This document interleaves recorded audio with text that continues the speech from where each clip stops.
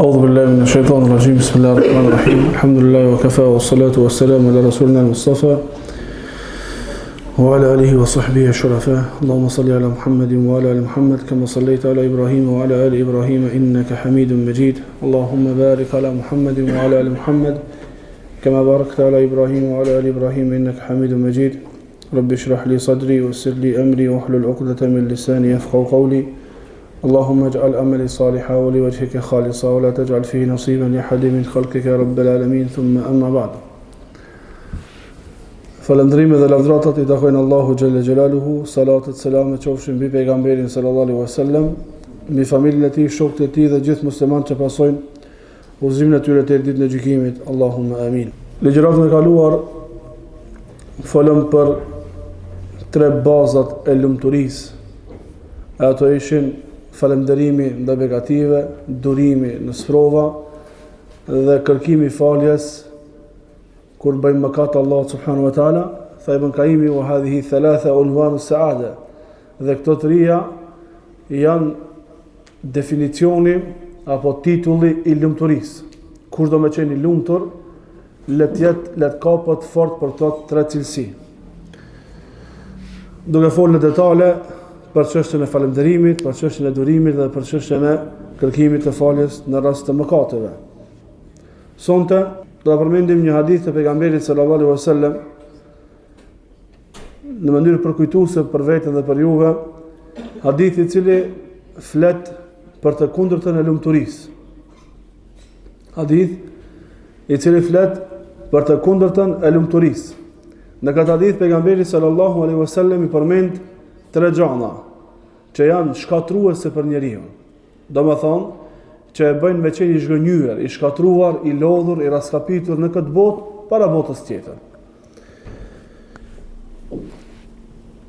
E këto tre gjëra janë të kufizuara në veprat e zemrës, që shpesh herë ne jemi të pakujdesshëm ndaj veprave të zemrës, të cilat janë më të rënda, më të këqija, ma dëmtuese për njeriu se sa disa mëkate të mëdha që I bën me gjymtyr tjera njeriu, si pirja e alkoolit, largimi prej luftës, prej safit parë në rast lufte dhe kështu me radhë. Këto dhe disa prej veprave të zemrës. Fillimisht na duhet të jemi të bindur kur dëgjojmë një hadith të pejgamberit sallallahu alaihi wasallam, ta dimë që ky hadith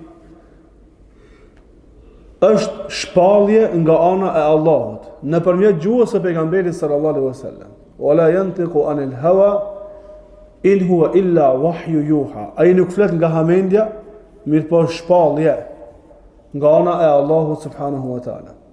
Dhe duhet jemi të bindur dhe të dorëzuar karshi fjalës së Allahut dhe fjalës së pejgamberit sallallahu alaihi wasallam. E kuptum apo nuk e kuptum urtësinë. Në qoftë se e kuptojmë urtësinë, na shtohet edhe më tepër bindja. Por në qoftë se nuk e kuptojmë urtësinë, na duhet të përmbahemi fjalës së Allahut dhe fjalës së pejgamberit sallallahu alaihi wasallam. Nuk duhet na, për shkak se kemi kuptuar urtësinë e ndonjë ajeti apo ndonjë hadithi, të abstenojmë prej asaj vepre. Nuk duhet kështu me vepruar. Në çdo send që Allah na ka urdhëruar, pejgamberi sa na ka urdhëruar, apo na ka ndaluar, aty ka dëm dhe dobi. Tek ndalesat ka dëm. Tash na a e kuptojmë ose kuptojmë kjo punë jonë, mirë po, nëse ne ka ndaluar, duhet të largohemi. Duhet të largohemi. Nëse ne ka urdhëruar Allah, aty ka dobi të mëdha. A e kuptojmë ose kuptojmë, nuk ka dert. Na duhet ta veprojmë me bindje, me nënshtrim, me përulje para Allahut subhanahu wa taala, për shkak se aty ka dobi të mëdha.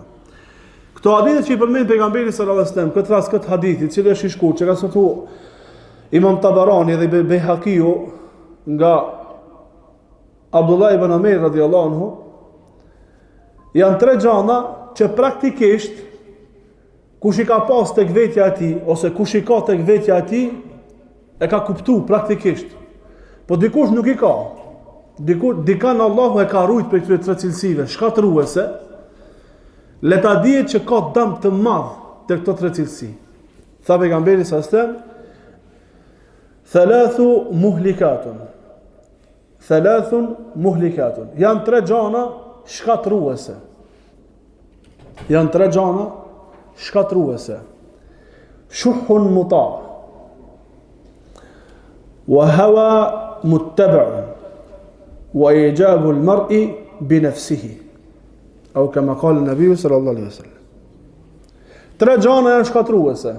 E para, shuhun muta, kooperaci ndaj të cilës njeriu nështrohet. Epsh i cili pasohet dhe vetpëlqim i njeriu. Apo fascionim i njeriu me veten e tij. Këto 3 gjana janë shkatruese. Kush e ka njërin prej këtyre gjanave, prej këtyre cilësive, 2 apo të 3-jat, asnjëherë nuk mund me qenë i qetë. Asnjëherë nuk shijon lumturi. Lumturia dhe njeriu që i posedon këto 3 cilësi, apo njërin prej këtyre, janë lindje dhe perëndim. Lindje dhe perëndim. Pse? Për shkak se këto janë shkatruese. Tha pejgamberi sallallahu alaihi wasallam e para, shuhun muta. Dietarët kur kanë folur për këtë fjalën shuh, disa e kanë kufizu, e kanë definu se shuh është kooperacia. Disa kanë bërë dallime mes kësaj shuh edhe bukhull. Bukhull edhe shuh, kur t'i kthesh gjuhën shqipe, e përkthejnë kooperaci. Mirë po, disa dietarë kanë bërë dallime mes tyre 2 fjalëve. Ibn Taymija thot bukhull, kjo kooperaci është kur njeriu abstenon, pra nuk e jep atë çka duhet me e dhanë prej pasurisë. Pra nuk e jep obligimin që e ka për pasurisë. Kjo është kooperac, bukhull. Shuh, jashtë që e ka këtë, e ka plus një cilësi tjetër. Çka është ajo? Shpreson tek ajo që është në dorën e të tjerëve. Dhe është i përpikt dhe bat gjithçka që të arrije atë cakun që do me arrit, prej asaj që është në dorën e të tjerëve. Disa dietarë kanë thonë, shuh është një cilësi e cila e ka grumbullu tek vetja punë të më të këqija, duke fillu prej te mlefi, hasedi, dëshira për arrit në kësaj dunjaje, dëshira për arrit në asaj cila është në dorë të tjerëve, abstenimi i dhanjes prej asaj që duhet me e dhanë, edhe kështu me radhë. Kjo cilësi, shuh. Thot pejgamberi sa astem në hadith që kanë nxjerrë Imam Muslimi, ittaqu shuh. Keni frikë prej kësaj shuh, ta themi kooperaci. Fa inna shuha ahlaka man kana qablakum. Për shkak se kooperacia i ka shkatruar ata që kanë qenë para juve. Kooperacia i ka shkatruar ata që kanë qenë para juve. Hamalahum ala an yasfiku dima'ahum dima ba'dihim. I ka mbart kooperacia që ta derdhin gjakun e njëri tjetrit. Wastahallu maharimahum. Dhe i kanë bë halal haramet. I kanë tekalu kufit e Allahut. Kush i ka bë kështu? Kooperacia. Tha Allahu xhalla xjalaluhu, wa tuhibbuna al-mala hubban jamma. Dhe ju doni pasurinë me një dashuri marramendse. Dhe thot Allahu xhalla xjalaluhu, al-malu wal-banuna zinatu al-hayati ad-dunya. Pasuria dhe evladet janë zbukurim i jetës së kësaj bote. Për disa njerëz deri çfarë grada arrin ky zbukurim, arrin deri në atë gradë sa që harrohen prej obligimeve të Allahut dhe pejgamberit sallallahu alaihi wasallam, e humbin busullën. Domethënë atë shumë jipen pas grumbullimit të pasurisë për ta zbukuruar jetën e tyre të kësaj dunjaje, atë shumë ipen për shtimin e evladëve për ta zbukuruar jetën e tyre të kësaj bote, sa që bëhen pasuria dhe evlad shkaktare që me humb Allahun subhanahu wa taala. Që me humb pejgamberi sallallahu alaihi wasallam, që me humb fenë Allahu subhanahu wa taala, që me i haru urdhnat dhe ndalesat e Allahut subhanahu wa taala. Çka tha pejgamberi sallallahu ittaqu shuh, keni frikë për kësaj, keni kujdes. Se i paskaçu njerëzit me e bë halal gjakun e një tjetrit, nderin e një tjetrit, i paska bë njerëzit para neve që me derdh gjakun e njëri tjetrit. Çka tha pejgamberi sallallahu alajhi wasallam? Muta, që njeriu i nështrohet. Jashta që e ka këtë cilësi tek vetja e tij, që nuk duhet me e pas besimtari, që duhet me luftu veten. Atëherë kur edhe i ka situatën më sranti me dhanë, me nxjerr për pasurisë, me shkel epshin, për shkak se ai që jep nuk humb asnjëherë. Allahu xhelle xhelaluhu është bujar dhe i don ata që janë bujar. Allahu është ai që jep shumë dhe Allahu i don ata që japin shumë. A se keni pas se prej kur Allahu ka kriju qejt dhe tokën, prej ka kriju lapsin, dhe deri tash, dhe deri në kiamet, sa ka investu dhe sa ka me investu Allahu, sa ju ka dhënë Allahu njerëzve. Atyre që janë të dëgjueshëm dhe atyre që janë të pa dëgjueshëm dhe të respektueshëm dhe Allahu, sa ju ka dhënë, shumë ju ka dhënë Allahu subhanahu wa taala. Edhe depoja e Allahut nuk është zbras hiç. A keni pa gjithë pejgambert e kanë pas këtë cilësi, kanë qenë bujar. Deri në çfarë grade kanë thonë arabët në kohën e pejgamberit sallallahu alajhi wasallam, shkoni te Muhamedi sa jep që në kutut këtë fukarallahut. Shkoni se jepni ai. E kanë pas këtë cilësi.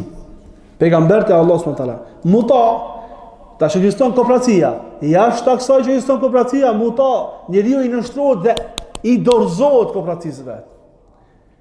E çish definohet ndryshe, njeriu që i dorëzohet kooperacisë vet, haron komplet. E haron të vërtetën. E haron halalin dhe haramin. E haron bardhën dhe zezën. E haron Allahun dhe pejgamberin, se mi haron të gjitha. Është i dhënë në grumbullimin e asaj që ka synuar për pasurisë, edhe kështu me radhë e asaj që është në dorën e njerëzve. Kanë thënë dietarë. Cilat janë pasojat e kooperacisë? Tadmirul alaqati me Allah. Pasoj, rreziku i kooperacisë është ta prish lidhjen me Allah.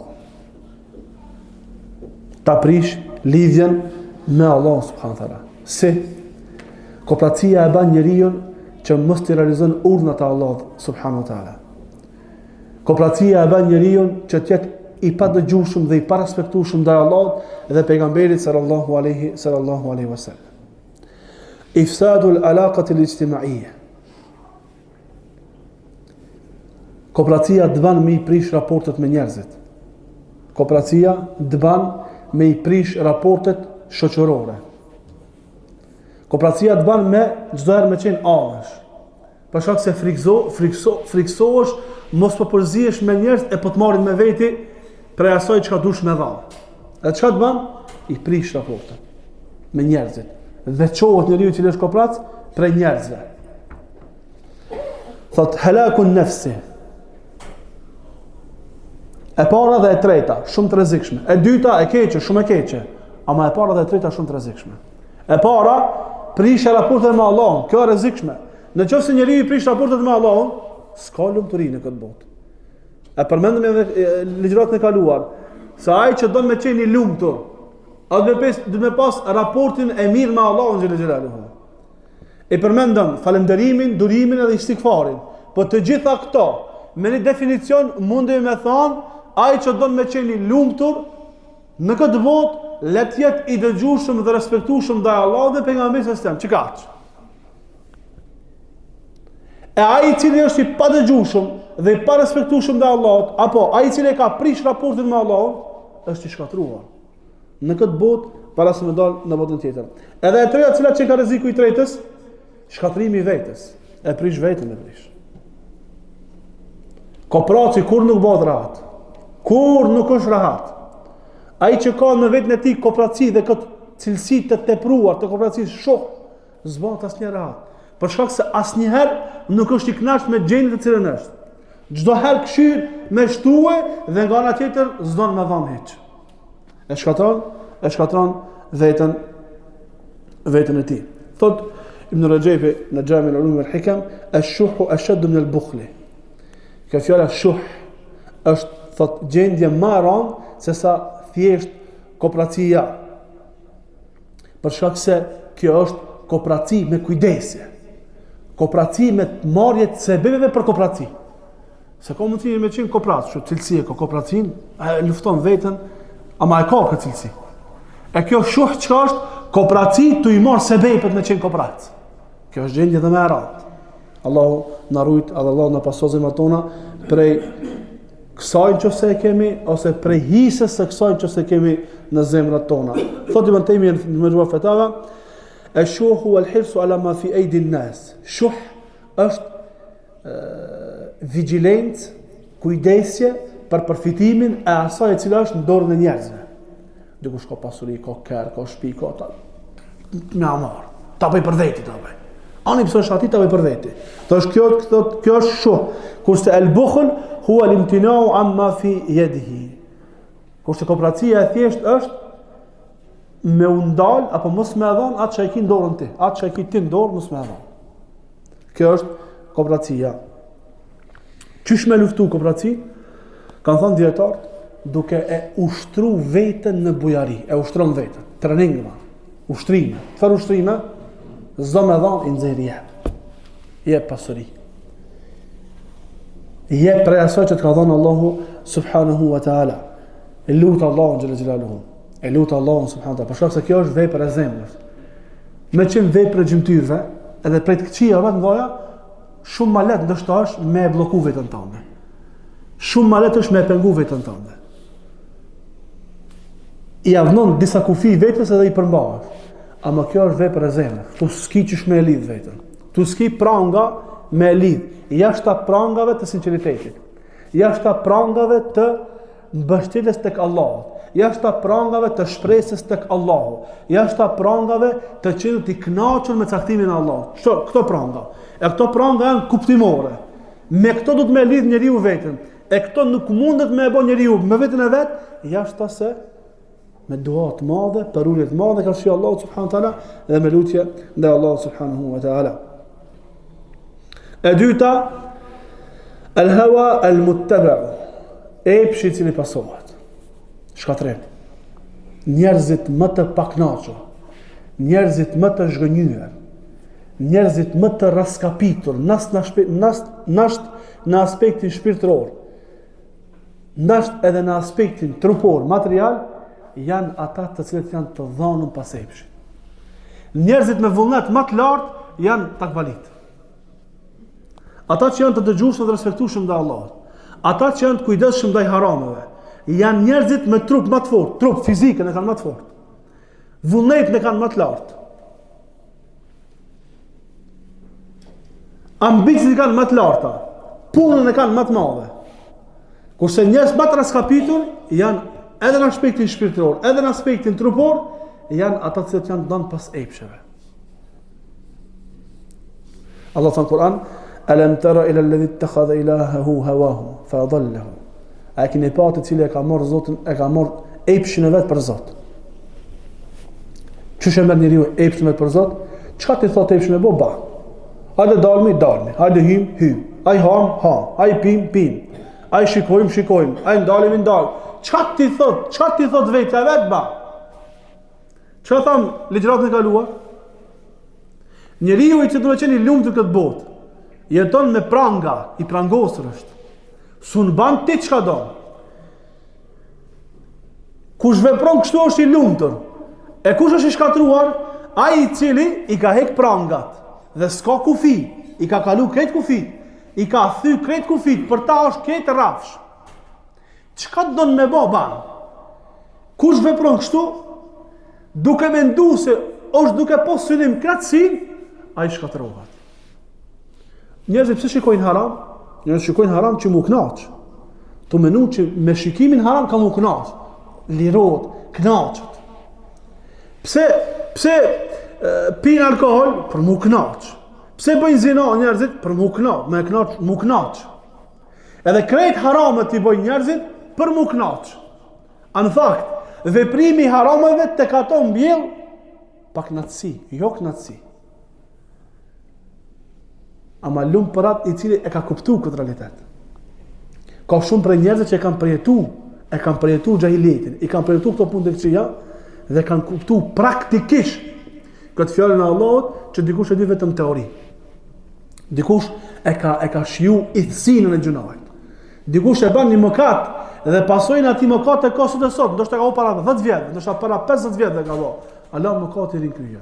Është pendu, ndoshta Allah ka pranuar pendimin krejt, ama fotografia atij mëkatit ka mbet.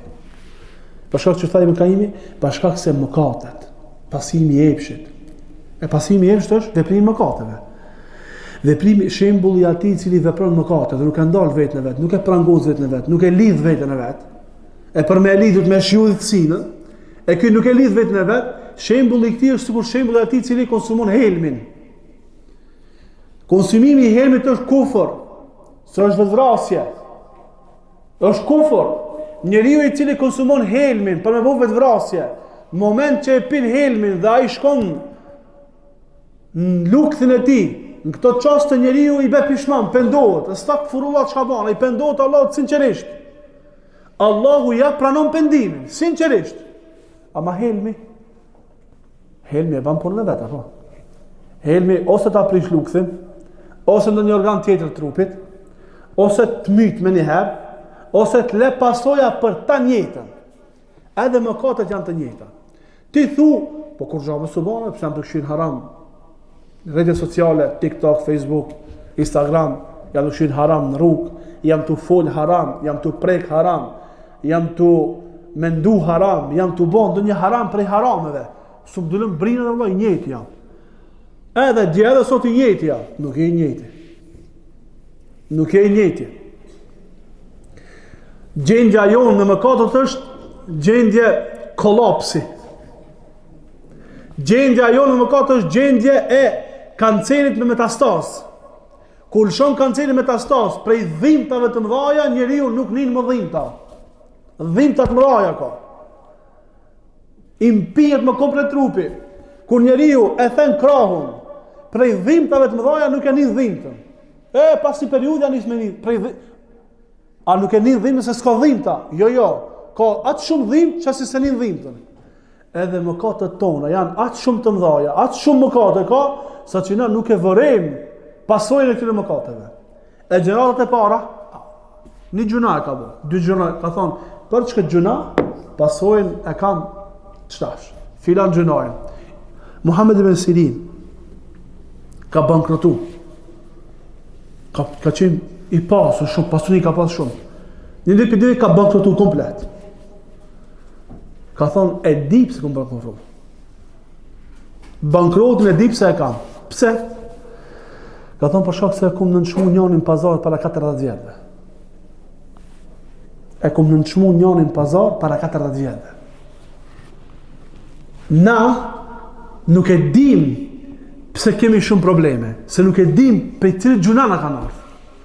Na nuk e dim se për cilë gjuna sot na kanë ardhur. E gjunat e djeshmet, e pa djeshmet, ta njetën tonë, gjunat që bëjmë. Atë shumë janë botë të mëdhaja, sa që neve na duket, jo be kur xhamba, po subo kur xhamba. Jo be se zbat kur xhamba kishin shikim haram. Pasoja shumë e madhe është. Walau ba'da hin. Kur shikon haram diçka, a pendosh te Allah, pendosh, sinqerisht. A çan, a i ve pishman. A vendos pse po gjunojnë, vendos. Ama çfarë fotografia që shih? Çfarë ja, del au ka fshije. Prej memorës, a është fshi. Një vajzë bukur që ki pa para 10 vjetëve. Qa jo vajzë, a ka fshi për pikryes tonë? Su ka fshi. Ala, ama ti e pendu, ama e fotografia është me ty. Sigur helmi që është me ty. Do me thonë, pasojat qenë ka shumë të mdhaja. Do me thonë, pasimi jepshi qenë ka shkatruas. Kush do me qenë i lumtur, leta prangos vetën. Me çfarë pranga? Me prangat e Kur'anit dhe Sunetit. Me prangos vetën në kufit e Allahut subhanahu wa taala. Mrena kufive me realizu urdhnat. Jashta kufive mos me dal. Te kufini mos mu afru. Sa ai cili afrohet, yerta fihi. Bjen aty. Tha pejgamberi se kur shembulli i atij që çobanit i cili ka kopen e vet. Në qoftë se e çon afër mexhës kojshis, shkon kopejas, e merr me vete. Mos ju afro kufinit, relar. Si dush me shpëtuar. Cilat janë pasojat e lëshimit të vetës tonë çka dush me bë? Ad-dalalu an sabilillah. Devijim për rrugës së Allahut. Kjo më e keq. mëkatet bëhen shkaktare për largimin për rrugës së Allahut subhanahu wa taala. E kam thënë shpesh herë e përsëri. Thotë Ibn Kaimi, ka mundsi një person të thonë, po nuk i bëj shirk me Allahut. Unë shirk të madh, shirk vogël nuk e bëj Allahut. Mundohem të bëj shirk Allahut. Është gjuna, kjo gjunaja, s'ka lidhje.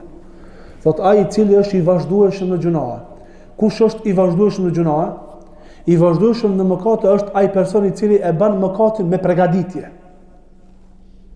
E bën mëkatin dhe përgatitet për çat gjuna. Bën përgatitje para prake për me bëu çat gjuna. Që ky është i vazhdueshëm gjuna. Dhe ka mundsi një person tjetër me bëu një gjuna 100 herë në ditë, por nuk është i vazhdueshëm. Pse? Se ky nuk bën përgatitje për atë mëkat. Po i ndodh mëkati. S'e ma vetin, e lëshon shikimin, pendohet, i bë pishman, mas një 10 hapë përsëri e bën. Nuk përgatitet për me bëu çat gjuna. Ka mundsi dikush e bën 10 herë në ditë, ama bën përgatitje. Që ky është personi i cili është këmbgulës në mëkat. E dim filan vaktin kur del ajo çika prej shkolle, ban hatë, shkon me epik të stacione. E dim filan vaktin kur bëhet çka gjuna, bën përgatitje me shku filan vaktin me bëhet çka gjuna. E dim përgatitjen, e bën përgatitje. Ky është këmbgulës, thotë Ibn Kaimi. Kush e ka kështu gjendjen? Kush është këmbgulës në mëkate? Domosdoshmërisht ka me fillu me dash dikan më shumë se Allah. Ka me mbështet te dikush më shumë se Allah. Ka me shpesu të dikush më shumë se Allah. Ka me frikë për dikujna më shumë se prej Allahut. Dhe në këtë mënyrë do të fundoset në detrat e shirkut. Ti thot sa të bëj gjuna, sa të bëj shirk. Gjuna jam të bëj. Ama këto gjunat kanë bërë ty më shkon shirk pa e marrë të vesh. A kupton rrezikun? Veprimi i gjunave është prej pasojave më të këqija çka e ka, është devijim prej rrugës së Allahut. Prej rrugës së Allahut subhanahu wa taala. Tha Allah wala tattabi'u al-hawa fayudhilluka an sabilillah. Mos e pasoj pshin tan. Mos ja zgjidh prangat vetes tande, maj prangat. Për shkak se ajo ka me deviju prej rrugës së Allahut subhanahu wa taala. Njeriu bëhet i verbër karshi realitetit. Njeriu bëhet i verbër karshi realitetit. Pra njeriu i cili don me marr vendi, njeriu i cili është i dhënë pas epshit të tij, nuk mund të marrë vendime të mira. Së është i verbër. Nuk mund me kontrollu vetën e vetë. Është njeri pa kontrollueshëm. Së një kontrollon ndjenjat e veta. Së një kontrollon mendimet e veta. Së një mbledh mendimet e veta. I ka të shpërndame për shkak të mëkateve. Njeriu i cili është i dhënë pas epshit, nuk pranon këshilla. I duket veti superior. I duket veti më i mençur.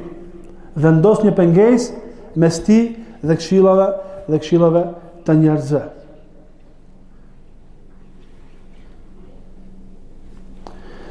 E treta, i'jabul mar'i bi nafsihi, vetpëlqimi. Prej veprave shkatruese. E që ja shkullin lumturin njeriut është vetpëlqimi. Me pëlqy vetën e vetë. Kjo pse ndodh, thotë Ibn Kaimi, vetpëlqimi ndodh për shkak ignorancës së njeriut. Sa më shumë që njeriu është ignorant, aq më shumë ka vetpëlqim për vetën e vet. Sa më shumë i shtohet ilmi i Kur'anit dhe Sunetit, e kupton se çfarë lloji është, çfarë kategorie është. Thot Ibn Kaimi në Tarikul Hijratain, Allah më shëroft. Sa më shumë që njeriu thellohet në kuptimin e diturisë absolute të Allahut subhanahu wa taala, e kupton ignorancën e vetes vet. Sa më shumë që lexon, mëson, studion, mediton në fjalën e Allahut dhe fjalën e pejgamberit sallallahu alajhi wasallam, dhe kështu ka me kuptue, mundohet maksimum me kuptu diturinë absolute të Allahut, se Allahu ka dituri absolute, sa më shumë që thellohet këtu, e kupton se sa ignorant është, sa xahil është. E kush e mendon vetë që është i mençur? Xahili, ai që s'e njeh Allahun subhanahu wa taala. Ai që nuk e njeh Allahun xhelaluhu. Shëthot Imam Shafiu, ai që fillon talebja, kur fillon sejf të ilmin, ja nis me u duk vetja më i mençur i krejtëve. Kur të bëhet mesatar, ja nis me ushty me ulemat. Kur të thellohet dituri, e kupton që s'di kur gjë. E merr vesh që unë s'pas kum ditë edhe nuk di kur gjë hiç. Kush? Dietari. Ama xhaili thotë ndi më shumë pikëve.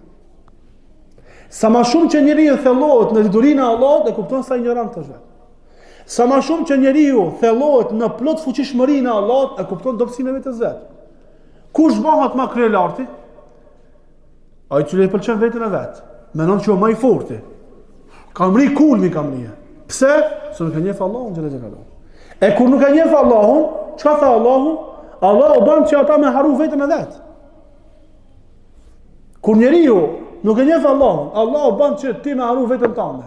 Ti më shoj gjyksi sa dush, se je i mençur, edhe se ti je superiori, ama ti nuk je kërkushi, as nuk jam kërkushi. Pra sa më shumë që njeriu thellohet në plot kuptimin e plot fuqishmërisë së Allahut, se Allahu është i plot fuqishëm, e kupton që s'ka fuqi hiç. Është më i dobtë. Edhe kështu më radh. Cilat janë pasojat e vetpëlqimit? Pasojat e vetpëlqimit janë kryelartësia edhe nënçmimi i të tjerëve. El-ujbu huwa awwalu darajat al-kibr. Vetpëlqimi është grada, shkalla e parë e kryelartësisë. Vetpëlqimi është grada e parë e kryelartësisë. I nënçmon të tjerë. Ai që është kryelart, a ka hapësirë dikush me i fol atina? Me e këshillu diçka? S'munësh. Se ka vënë pengesat mëdha. A e ka ngrit veten e vet me një gradë aq lart sa që nuk mundet kërkush më afro atina. Tamam, fol, do më ke fol se fol veç fol. Se me ta bëj çefin për me fol veç, se për me pas ndikim. Jo. Ai që ka kryelartësi, sa një grimcë atomit nuk janë në erën e xhennetit, ka thënë pejgamberi s.a.s. A vetpëlqimi është grada e parë e kryelartësisë. Çka kryelartësia? Qysh me kuptu kryelartësinë? Mos pranimi i të vërtetës apo refuzimi i të vërtetës dhe nënçmimi i njerëzve.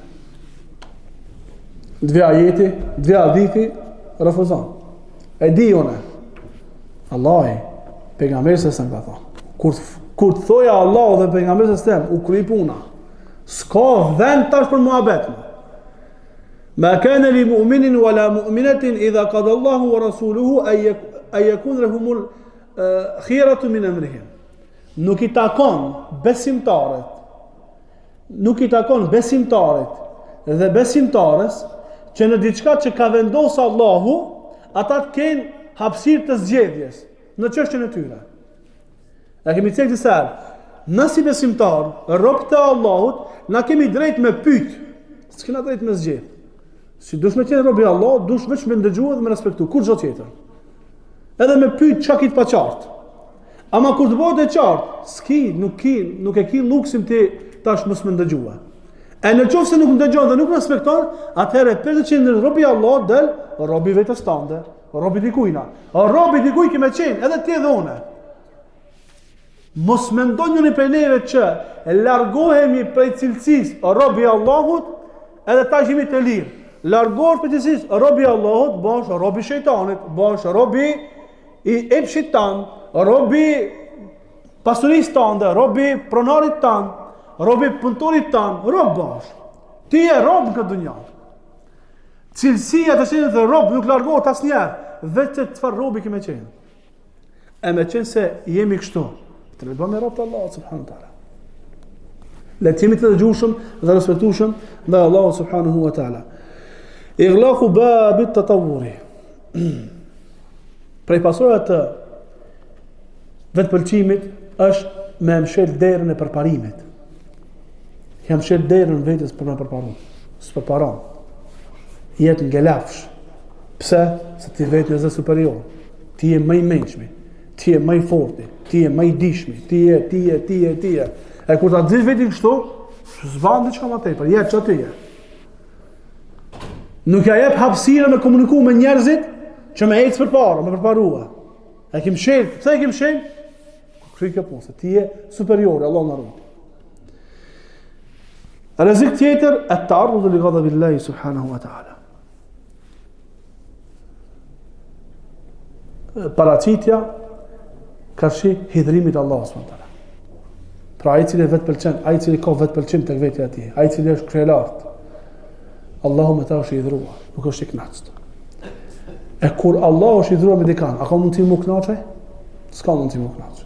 Tha Allahu në Kur'an, wa man a'rada an dhikri fa inna lahu ma'ishatan danka. Ai cili na kthen shpinën neve, mësimeve tona, na kena më ngushtu jetën. S'kena bërë rahat. Kuptim, çish me kuptu kena ngushtu jetën. S'bëhet rahat asnjëherë. Kush ja kthen shpinën fjalës Allahut dhe fjalës pejgamberit s.a.s. kur nuk bëhet rahat. Rahatësizin që na e kemi në këtë botë është varësisht mos respektimit të Allahut dhe pejgamberit s.a.s. Ai i cili është kulm në mos respektim ndaj Allahut, ai është kulm pa rahat, i paknaqës, i palutshëm.